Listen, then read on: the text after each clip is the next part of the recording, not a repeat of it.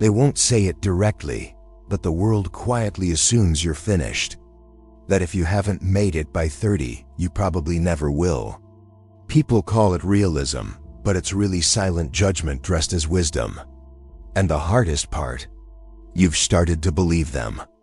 You scroll through your feed, watching people younger than you go viral, get rich, gain fame, and somewhere deep down, you wonder if your moment has already passed.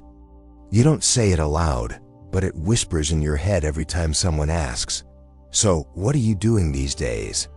There's a kind of shame that doesn't shout. It just lingers quietly inside you. A soft voice repeating, "I should have figured life out by now." But what if that voice was wrong? What if you're not behind schedule at all, just deceived? What if the last decade of what you called failure was actually formation? Here's the truth nobody talks about. The fire that burns brightest takes the longest to ignite. Early success may look glamorous, but it's often hollow. You've been learning what can't be taught in books: resilience, patience, awareness, silence. The world glorifies youth because it's loud, but it's the late bloomers who create lasting change quietly, intentionally, permanently. You are not falling behind. You are becoming. Because after 40, you stop chasing applause and start building something real, legacy. Maybe your so-called delay was protection. You weren't meant to rise when your ego was fragile. You were meant to rise when your roots were strong. The world uses clocks to measure progress, but time can't measure self-awareness. So if you've ever looked in the mirror and wondered, "Why does it feel like something inside me is still waiting?" This is your answer. It's not time to catch up. It's time to arrive. There's a lie so common, so quietly repeated, that most people don't even notice when they've accepted it. It doesn't shout, it whispers. And it sounds like this: "You should have figured it out by now. You're too old to start again." That ship has already sailed. You hear it at family dinners, in offhand remarks, in the subtle tone people use when they say, "He's still chasing that?" As if ambition had an expiration date. Nobody says it outright, but it's written everywhere. In Hollywood, in job descriptions, in the tech world's obsession with 20-year-old billionaires. The message is clear. If you haven't made it by 30, you're already late. And if you're over 40 and still dreaming, still growing, still evolving, the world doesn't call that strength, it calls it denial. But pause for a moment. Who decided that life peaks in your 20s? Who made the rule that your sharpest insights, most creative years, and deepest wisdom must happen before your brain has even fully matured? It's fiction disguised as truth, and we believed it because we were young. When you're young, you equate speed with success. You think hype equals greatness. You believe that if the spotlight doesn't find you quickly, it never will. And so, we sprint not to build something meaningful, but to match everyone else's timeline. But that sprint wasn't success. It was fear. Fear of being left behind. Fear of still being invisible when others were already seen. Yet here's what burns through that illusion: you didn't fail. You were simply misled. The real danger was never in moving slowly, it was in believing that speed defines worth. And that idea wasn't born in you. It was programmed into you, one repetition at a time.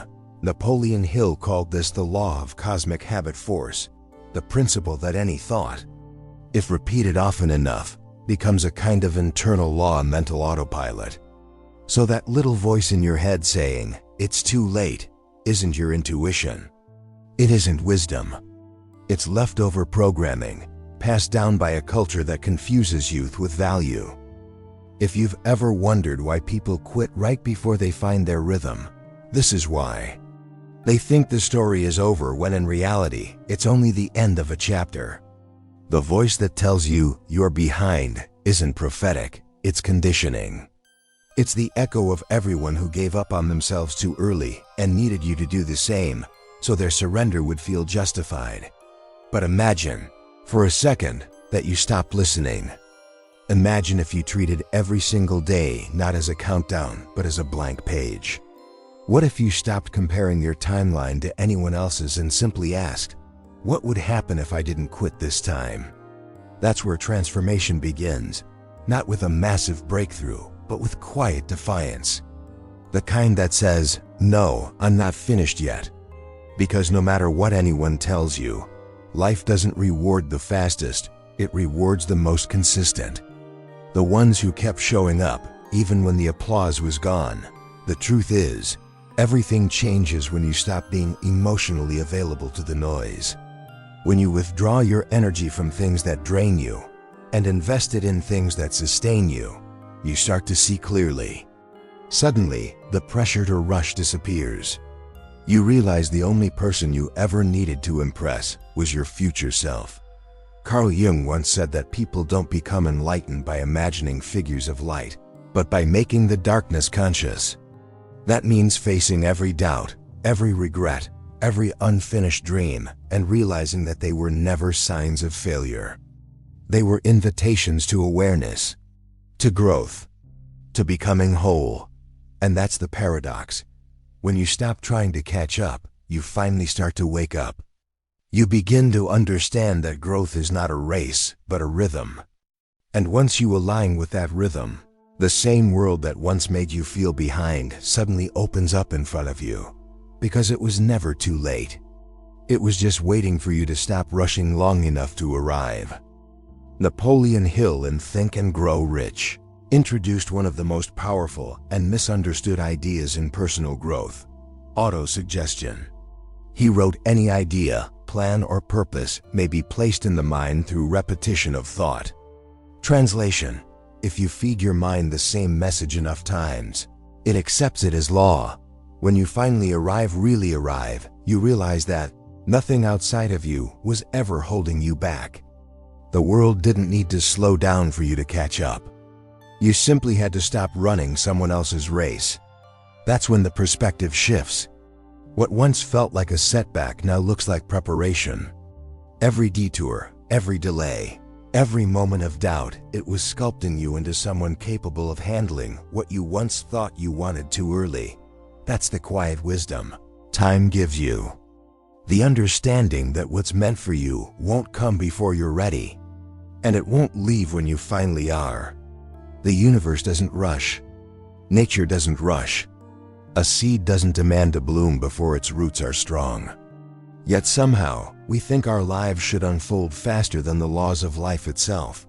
But when you look closer, you'll see that every person who built something meaningful, an artist, a thinker, a creator, went through seasons of obscurity. The silence before recognition wasn't punishment. It was protection. It gave them space to refine their voice, their vision, their truth. Without that solitude, their work would have been loud but empty. So if you're in that quiet season, now the one where nothing seems to move, don't curse it. Honor it. That stillness is your training ground. It's where your inner compass recalibrates. It's where you learn to create not for attention, but from authenticity. And when that shift happens, when your reason for doing becomes internal rather than external, you stop chasing validation. You start radiating clarity. You stop asking for permission to exist. You start embodying purpose. That's when you move from chasing life to being in flow with it. Because the goal was never fame or speed or recognition. The goal was presence, the kind of awareness that transforms ordinary moments into sacred ones. And once you feel that, you can't go back. The noise fades. The need to prove dissolves. All that's left is peace and the power to shape your reality from the inside out. Once you begin to live in that state of presence, something profound shifts. The same world that used to feel chaotic now feels almost synchronized with your inner rhythm. You stop feeling like life is happening to you and start sensing that it's happening through you. Every conversation, every coincidence, every delay seems to carry a message, one that was always there. But you were too distracted to notice. That's what Jung meant when he spoke of Synchronicity, those seemingly random alignments that show you're exactly where you're meant to be. They don't happen because you control the universe, but because you've finally stopped resisting it.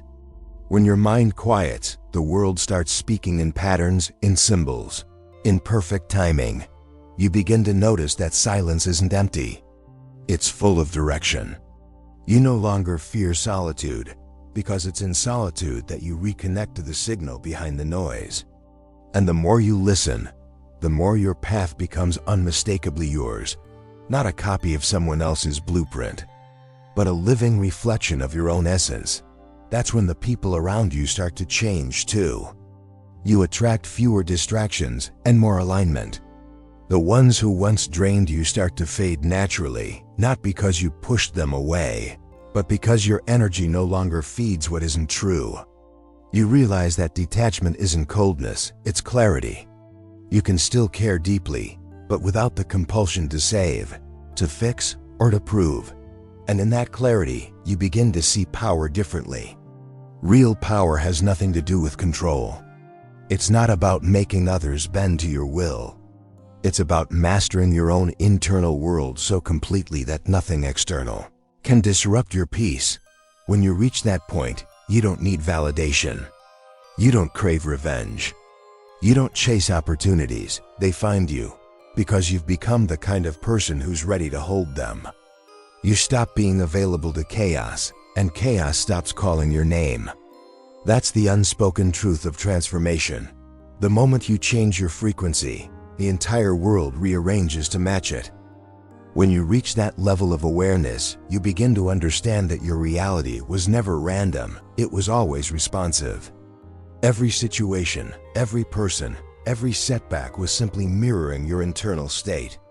What you tolerated reflected your self-worth. What you chased revealed your fears. What you attracted showed what you still believed you deserved. It's not punishment. It's feedback. Life keeps showing you the same lesson until you learn it, not to torment you, but to liberate you. When you finally grasp that, resentment dissolves. You stop asking, "Why is this happening to me?" and start asking, "What is this trying to teach me?" That single shift from victimhood to awareness changes everything. You realize that emotional availability isn't just about relationships. It's about energy. Every thought, every interaction is an investment. And the people who constantly drain you aren't stealing your power, you're giving it away. But when you withdraw that investment and redirect it toward your own evolution, your energy compounds. You become magnetic, grounded, untouchable. That's why boundaries aren't walls. They're filters. They don't keep love out, they keep distortion out. They help you discern who's walking with you and who's only walking near you. When you stop being available to chaos, manipulation, or emotional games, you stop attracting them. The world stops testing what you've already mastered. Carl Jung once said, "Until you make the unconscious conscious, it will direct your life and you will call it fate." That's the essence of shadow work, not escaping your darkness, but integrating it. When you bring awareness to your wounds, they stop running your life from behind the scenes. You stop reacting and start responding. You stop projecting and start creating. And here's the paradox most people miss. The moment you stop fighting your darkness, you start radiating more light. Because light isn't the absence of shadow, it's the acceptance of it. You no longer need to hide behind perfection. You just need to be real. And when you reach that state of authenticity, everything false begins to fall away on its own. Authenticity is not a performance. It's not about announcing who you are, it's about no longer needing to defend it. When you integrate the parts of yourself you once rejected, shame loses its grip. You stop living in fragments. You stop seeking approval because you've already given yourself permission to exist. That's when peace stops being temporary. It's no longer something you find during meditation or in moments of escape. It becomes your baseline. You carry it with you into conversations, into decisions, even into conflict. It's the kind of peace that can't be stolen. because it isn't built on control. It's built on acceptance. And in that stillness, you rediscover your own intuition, the quiet, guiding voice that was buried beneath years of noise. You realize it was never gone. It was just drowned out by opinions, fear, and the endless pressure to fit in. But once you hear it again, you can't unhear it. It becomes the compass that replaces anxiety with direction. You stop forcing outcomes and start trusting timing. You learn to let things unfold instead of trying to orchestrate every detail. You notice that what's meant for you doesn't require chasing, it simply requires readiness. The more aligned you become, the less you need to pursue. Because when your inner world is clear, your outer world begins to mirror that clarity. That's when opportunity starts showing up effortlessly. Not because life suddenly got easier, but because you stopped resisting it. Flow replaces struggle. Clarity replaces confusion. Confidence replaces doubt. And maybe the most surprising thing of all, you start to see that nothing was ever missing. Everything you were searching for was already within you, quietly waiting for recognition. You weren't meant to find yourself. You were meant to return to yourself. The journey was never about becoming someone new. It was about remembering who you were before the world told you to forget. Because in the end, healing isn't about adding more light, it's about removing the layers that block it. And when you do, you realize that peace, purpose, and power were never destinations. They were your natural state all along. When you finally return to yourself, life stops feeling like an endless climb and starts feeling like a dance. You no longer chase alignment, you embody it. You no longer need to control outcomes, you collaborate with them. That's the moment you understand that surrender isn't weakness. It's the highest form of strength. Because it takes courage to trust what you cannot yet see. Surrender is not giving up, it's giving in. It's releasing the illusion that you're separate from the intelligence that governs everything. You begin to see that the same force that turns seasons, moves oceans, and births galaxies also flows through you. You're not an outsider in the universe, you are an expression of it. And once that truth lands, the fear of uncertainty loses its power. You stop needing every answer, because you start trusting the process. You no longer fear being misunderstood, because clarity no longer depends on others. The noise of the world fades into background static. And instead of trying to keep up with it, you tune into a deeper signal, the rhythm of your own becoming. That's when gratitude becomes effortless. Not forced, not a checklist of things to appreciate, but a natural response to simply being alive. You start to notice beauty in ordinary things, the way sunlight moves across your floor, the quiet breath before sleep, the laughter that comes out of nowhere.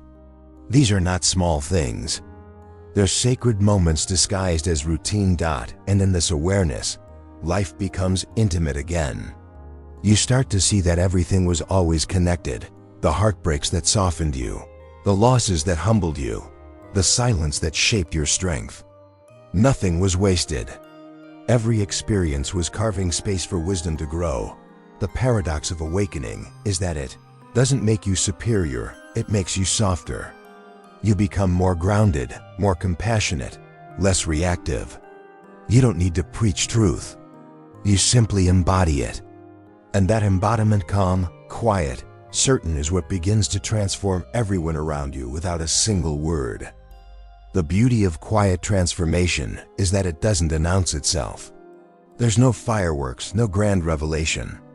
It happens subtly in the way you breathe before reacting, in the way you choose peace over proving a point, in the way you walk away without resentment. That's when you realize growth isn't loud, it's graceful. You begin to understand that wisdom doesn't demand to be seen. It simply is. It lives in how you treat others when no one is watching, how you hold space for pain without needing to fix it, how you speak gently to yourself after years of inner criticism. That gentleness becomes your new form of power, the kind that doesn't control, but heals. And this healing radiates outward. The relationships that once felt heavy begin to lighten. The situations that once triggered you lose their grip. Not because the world changed, but because your perception did. You no longer need to win every argument or convince anyone to see your side. You'd rather have peace than be right. That's the subtle shift that marks true maturity. You stop reacting from ego and start responding from awareness. You realize that silence can be more eloquent than words, and detachment can be more loving than constant involvement. When you no longer need to be everywhere, your presence becomes more powerful wherever you are.